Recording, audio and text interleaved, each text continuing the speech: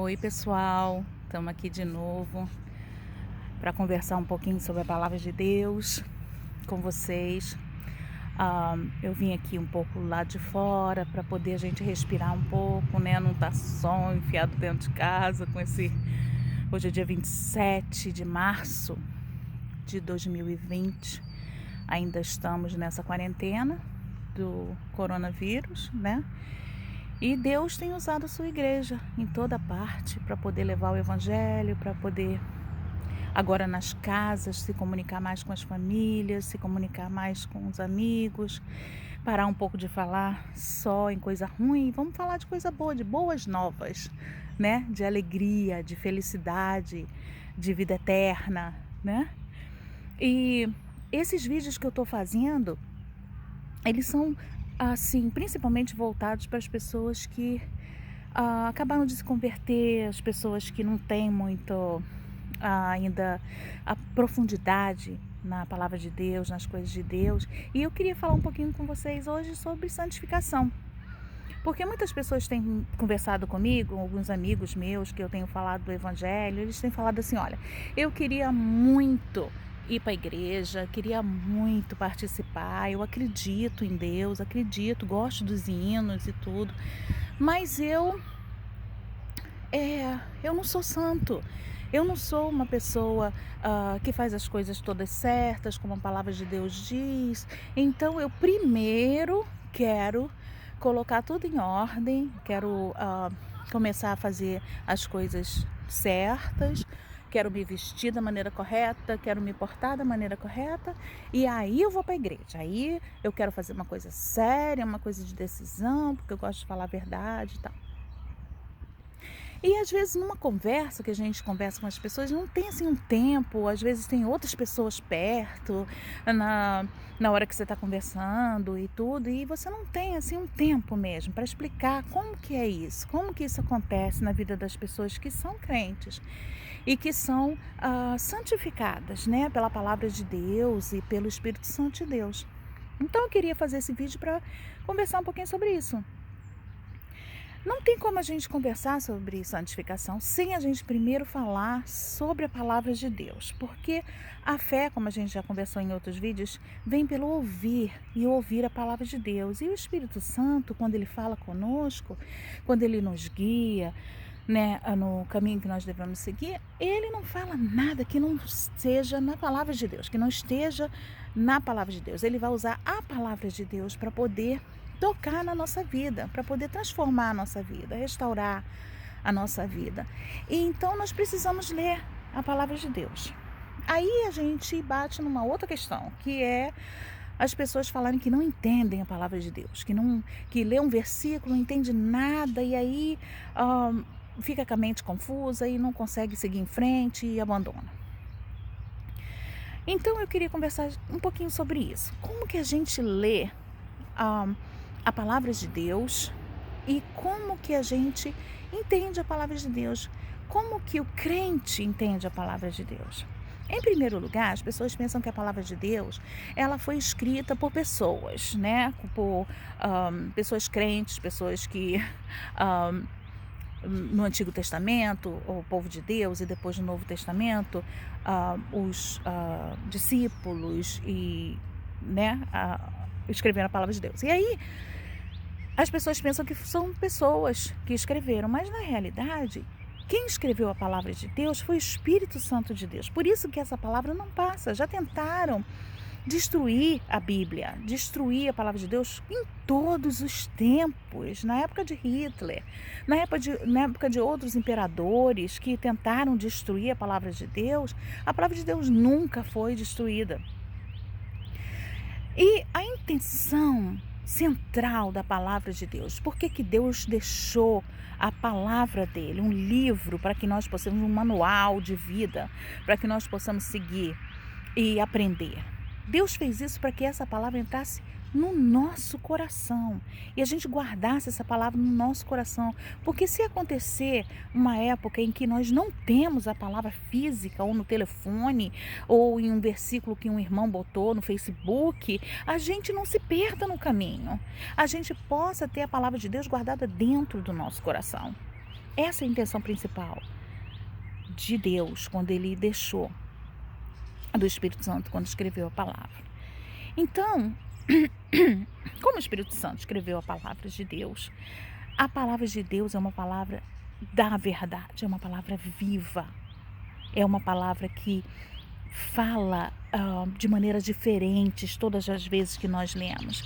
Mas isso não quer dizer que a palavra de Deus não tenha uma verdade ou uma história, um contexto, né, histórico, um contexto físico, né, natural. Então, como um livro comum, nós devemos ler a palavra de Deus do começo até o final, porque ninguém lê um livro começando do meio ou do final e vai para o começo e depois lê mais um versículo, mais uma parte do livro lá do outro lado. Todas as pessoas que pegam um livro para ler, elas vão pegar na introdução e aí elas vão lendo as histórias, porque as histórias elas vão formando cenários, elas vão explicando os personagens, elas vão trazendo um contexto à história que está querendo ser contada, ok?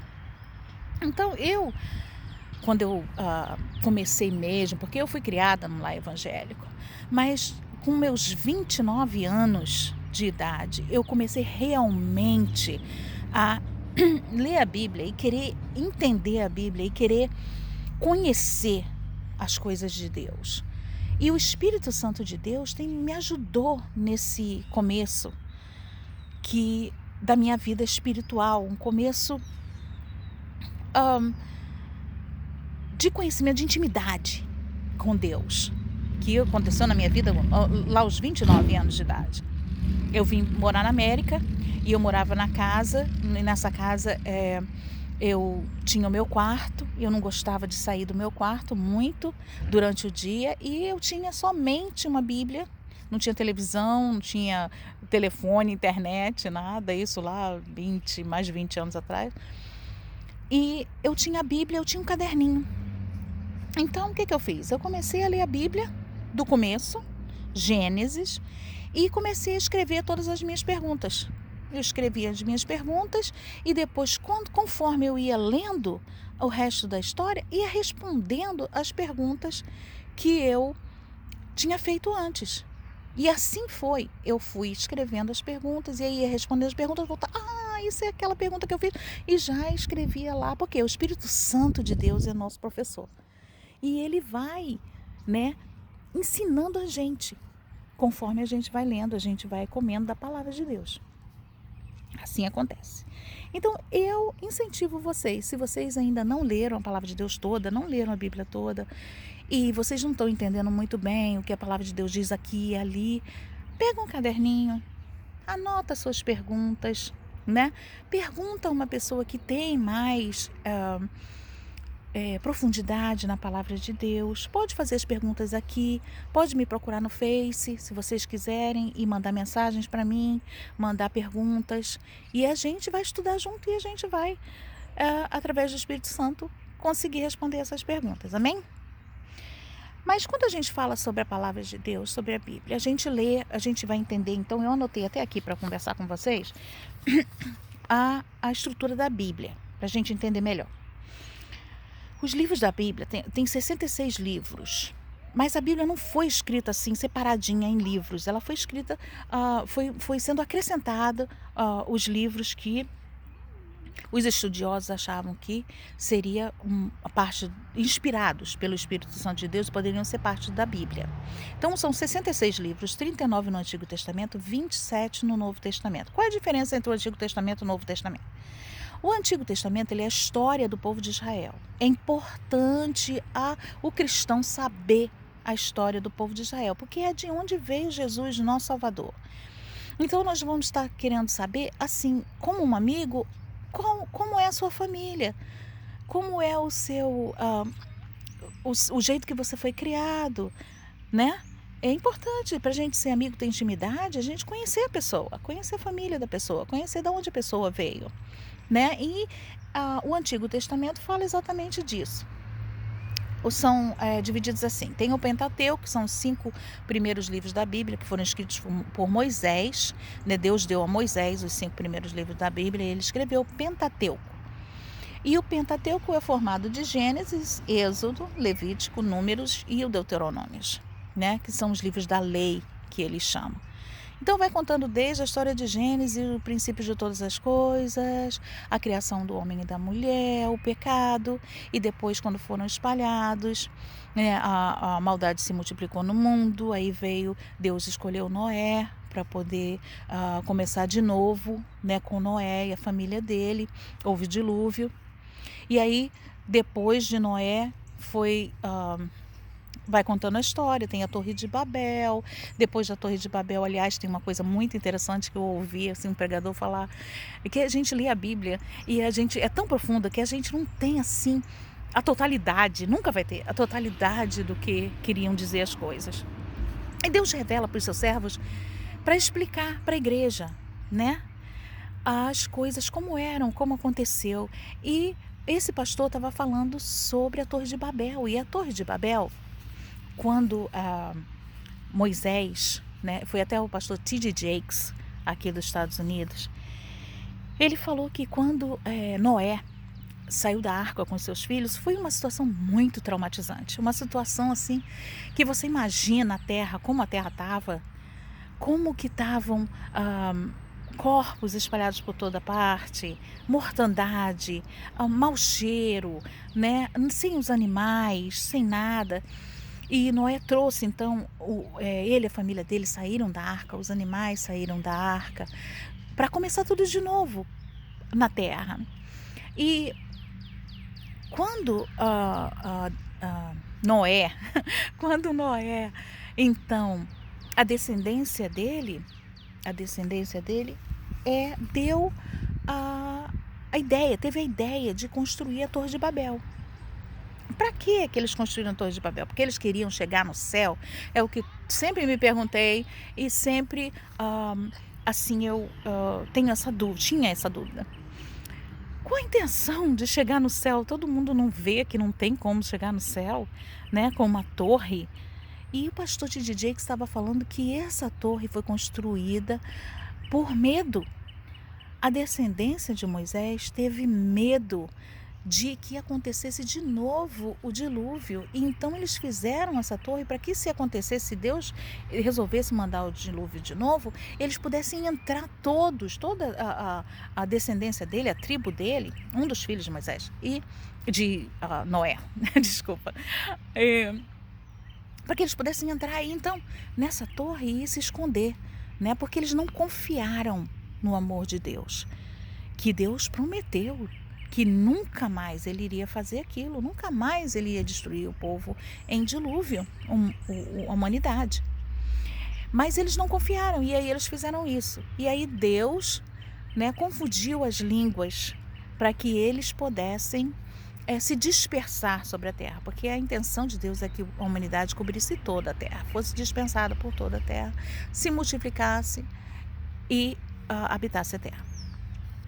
Só um parênteses aí, numa coisa que eu descobri que eu achei que era bem legal dividir com vocês.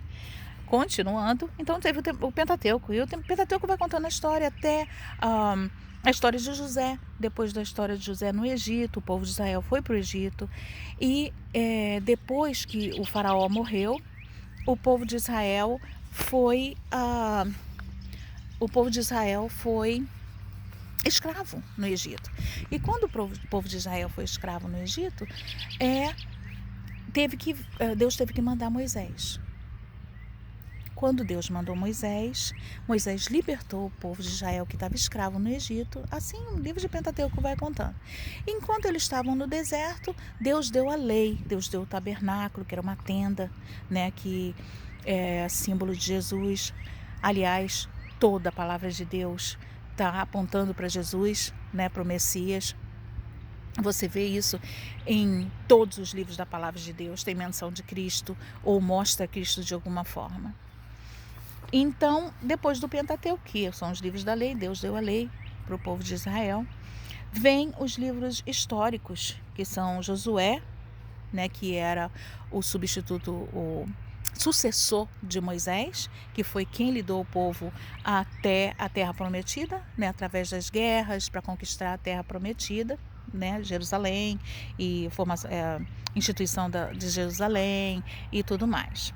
Então Josué, juízes, que foram as pessoas levantadas como juízes para julgar o povo, as questões do povo, levantadas por Deus. Ruth, Josué, Juízes, Ruth, Samuel, Reis, Crônicas, Esdras e Esther. São os livros históricos. Depois vem os livros proféticos, que são os livros de Jó, Salmos, Provérbios, Eclesiastes e Cantares. E por fim, os profetas maiores, Isaías, Jeremias, Isaías, Jeremias, Ezequiel, Daniel, e os profetas menores, eu vou olhar aqui do outro lado, que são Oséias e Malaquias. Essa assim é a constituição do Antigo Testamento. Então é importante saber que os profetas, eles viveram na época dos reis, né? Em cada reinado do povo de Israel, os profetas se encaixavam dentro do livro dos reis. Então a gente consegue entender assim, quando a gente for lendo.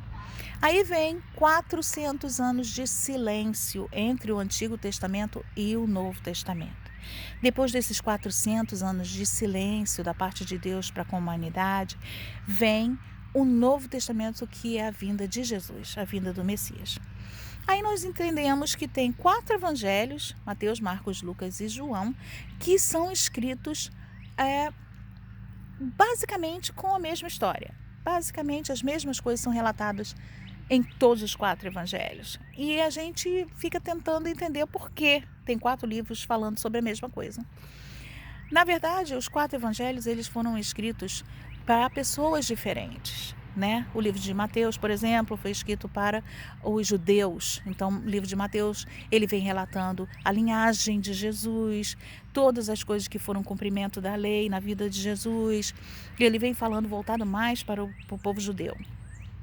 Marcos, então, vem falando para os gentios, né? Ele vai relatando para os gentios. Depois vem Lucas, que era médico, ele fala também para um gentio, mas ele fala mais a respeito do lado, com detalhes dos milagres de Jesus, e aí a gente pode ver assim. E João foi escrito para a igreja. Então João é o que eu recomendo para todo aquele que começa a ler a palavra de Deus, que quer entender um Novo Testamento, que quer entender as coisas do Senhor, e começa a ler o livro de João. O livro de João, ele vai explicar quem é Jesus para a igreja, ok?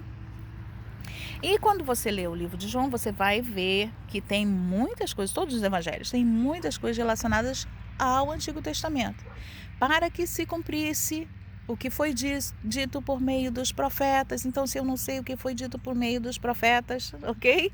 Eu não vou entender por que está falando sobre aquilo ali. Muitas coisas que Jesus diz, aliás, a maioria das coisas que Jesus diz tem relação ao Antigo Testamento, porque Jesus veio para o povo dos judeus. Então Jesus veio e Jesus falava para eles: olha, tudo isso que eu estou fazendo é para que se cumprir a palavra do Senhor, que o Senhor tem falado através da palavra dele, ok?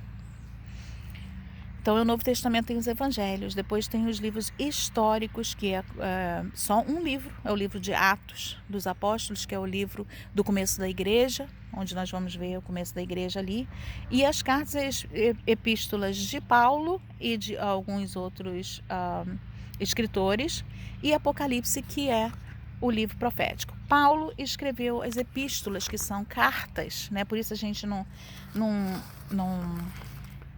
quando a gente lê as epístolas, a gente vê que foi direcionado às igrejas daquela época, que Paulo ia pelo mundo abrindo as igrejas, e aí depois ele estava em outros lugares e ele mandava as cartas para as igrejas para poder exortar, para poder ensinar, né, as pessoas que ficaram ali na liderança dessas igrejas, que Paulo ia abrindo, ok? Para os gentios já, né?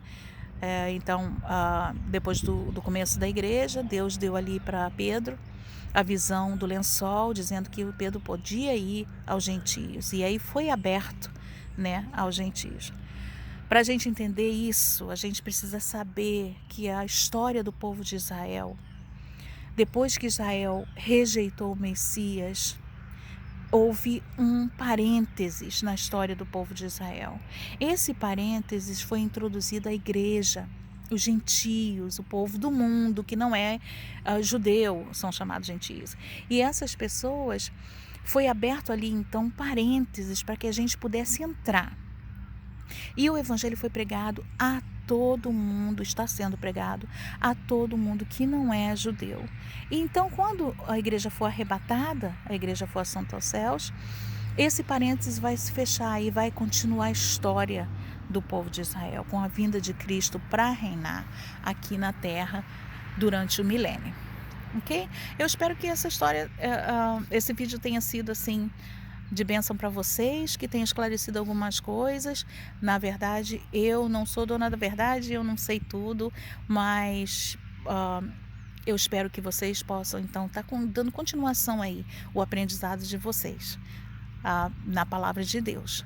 Deus abençoe vocês muito nesse tempo difícil que nós estamos vivendo, que nós possamos continuar levando o evangelho a toda criatura, dando testemunho, né, da palavra de Deus, de tudo mais. Eu queria também falar sobre santificação. Eu acho que esse vídeo ficou um pouquinho grande falando sobre a palavra de Deus, mas numa próxima ocasião então eu vou estar falando de santificação. O que eu queria só deixar aqui para vocês é que santificação sem a ajuda do Espírito Santo de Deus, ela não existe. Santificação verdadeira, ela vem da palavra e do Espírito.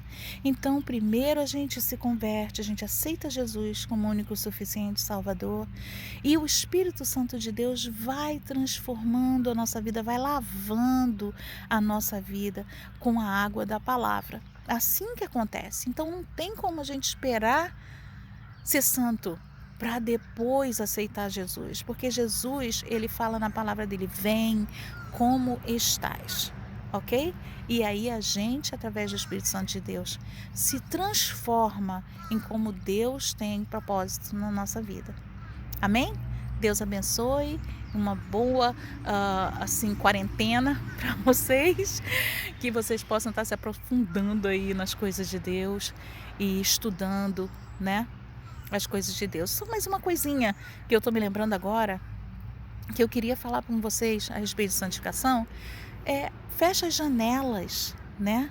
As janelas que eu estou falando, as janelas da internet, as janelas da televisão, né? Que o mundo todo tem uma agenda, o mundo que não é cristão, ele tem uma agenda que não é de acordo com a palavra de Deus, né? Não vai te acrescentar em nada na tua santificação. Então, quando o Espírito incomodar, né? Você está vendo uma coisa lá na televisão e tal, ou na internet, assim, um jogo que você está jogando, um livro que você está lendo, né? Você sente aquela coisa assim, isso não está muito legal. Pode acreditar na voz do Espírito Santo, é Ele que está falando com você, tá bom? Ele que vai discernir para você o que é certo, o que é errado. E aí você fecha aquela janela. Por que eu estou falando janela? É porque o rei Davi teve uma época na vida dele que ele não foi para a guerra junto com o povo de Israel, ele ficou em casa e ele dormia à tarde e ficava assim, sem ter o que fazer, mais ou menos como a gente está assim nessa quarentena. E aí ele abriu a janela, ele resolveu olhar na janela. E quando ele olhou na janela, ele viu lá a mulher tomando banho. E aí quando ele viu a mulher tomando banho, ele desejou aquela mulher. E quando ele desejou aquela mulher, ele cometeu quase todos os pecados que a lei falava para não cometer, que foram os pecados. Primeiro ele começou com adultério com ela, depois ele matou, né, o marido dela e mandou ele ir para frente de batalha na guerra, e depois ele mentiu, e depois ele foi quebrando todos as leis que Deus tinha dado. Graças a Deus, Deus é longânimo, Deus é maravilhoso, misericordioso, Ele nos perdoa de todos os pecados. Ele perdoou também o rei Davi. E Davi ainda foi chamado o homem segundo o coração de Deus. O que quer dizer isso? Quando nós nos arrependemos no nosso coração, de verdade, das coisas que nós fizemos, dos pecados que nós fizemos, nós nos arrependemos e nós deixamos o erro. E aí Deus nos perdoa de todos os nossos pecados através do sacrifício de Cristo. Isso é muito importante. Claro que nós vamos ter as consequências do rei Davi, o filho dele morreu. O filho que ele teve com essa mulher. Ele teve que morrer. Mas, continuando em frente, o rei Davi continuou o ministério dele, que Deus tinha sobre a vida dele. Ok? Então, quer dizer, vamos fechar as janelas antes que isso comece a influenciar na nossa vida. Amém? Muito cuidado então. Vigie a igreja. Ok?